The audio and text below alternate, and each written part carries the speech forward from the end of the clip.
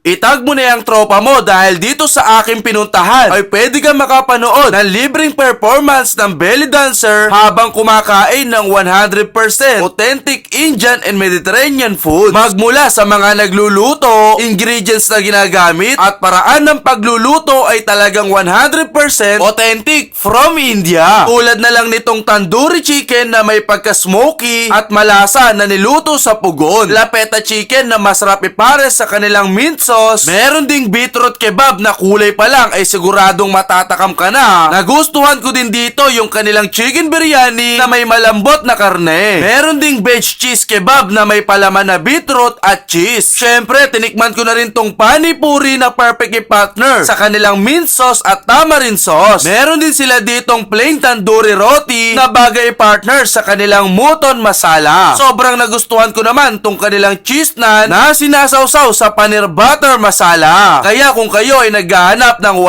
100% authentic Indian and Mediterranean cuisine, ay puntahan nyo na tong Flavors Indian and Mediterranean Cuisine dito sa Huno Street, Makati Avenue, Barangay Bel Air, Makati City. At pag pumunta kayo ng Friday ng 8 PM, ay libre kayong makakanood ng belly dancer na siguradong mag-enjoy kayo.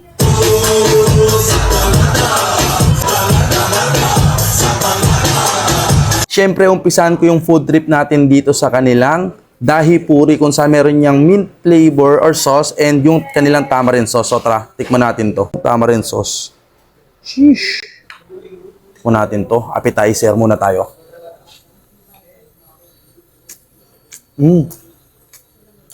Sarap ah. Panalo yun.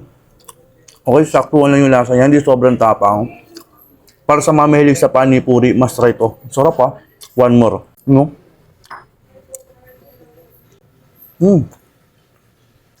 Kumasabog yung flavor sa bibig. Ang sarap. Ito naman yung kanilang veg cheese kebab. So, tara, tikman natin yan. Wow, oh.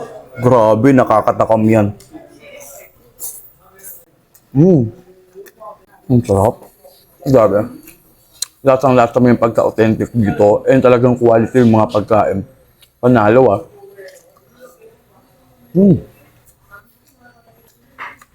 Parang appetizer pa lang dito, mabubusog ka na. Talagang mapaparami na agad yung kain mo. Ito naman yung kanilang lapeta chicken na kung saan niluto siya dun sa parang pugon kanina. No, grabe. Niluluto pa lang to, talagang amoy mo na kagad yung aroma niya. So, tara, tikman natin kung masarap din to. You know? Suwabe lang. Sarap nito. Grabe. Parang appetizer pa lang talaga, mabubusog na ako dito. Sarap. Kakaiba yung experience dito sa Flavors Indian and Mediterranean Cuisine. Talagang authentic yung malalasahan mo, yung vibes, pati yung mga owner and nagluluto dito, talagang 100% authentic.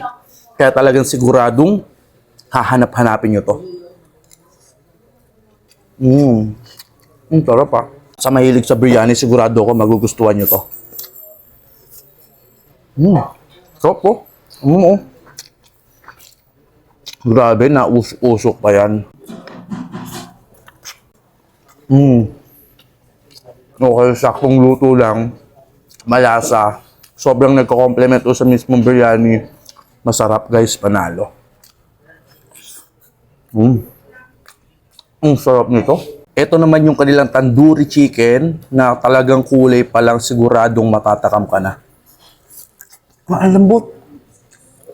Grabe yun ha. Hindi ko na-expect na ganun kalambot yun. Ang sarap.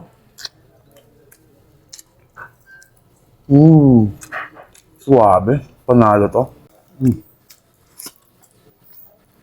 Tapos dahil nga sobrang authentic nga, huwag kayo magtataka kung ang daming kumakain dito talaga na ibang lahi. Kasi talagang hahanap-hanapin yung ganitong klase ng pagkain. Itsura pa lang, parang nakakatakam na talaga. You know, parang nakakabusog na kagad.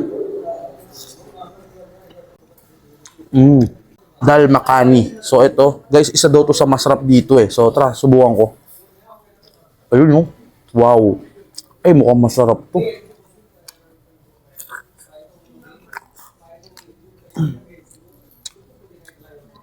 Ang sarap niya nga, no? May nalalasan ako sa kanya na pagka parang star margarine, no? Hindi ko sure, ah. Pero parang may nalalasan akong ganun. Ang sarap, ah.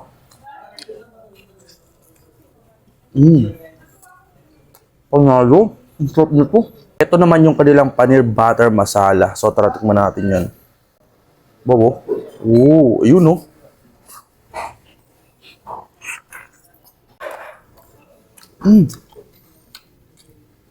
Ang sarap din. Ang sarap din ito ah. Nagulat ako sa lasa niya. Akala ko yung tinikman ko nila yun yung masarap. Parang mas masarap pa to.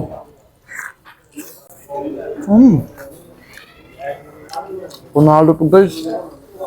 Wow.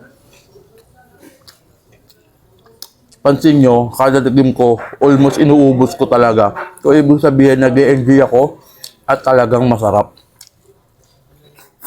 Ang sarap.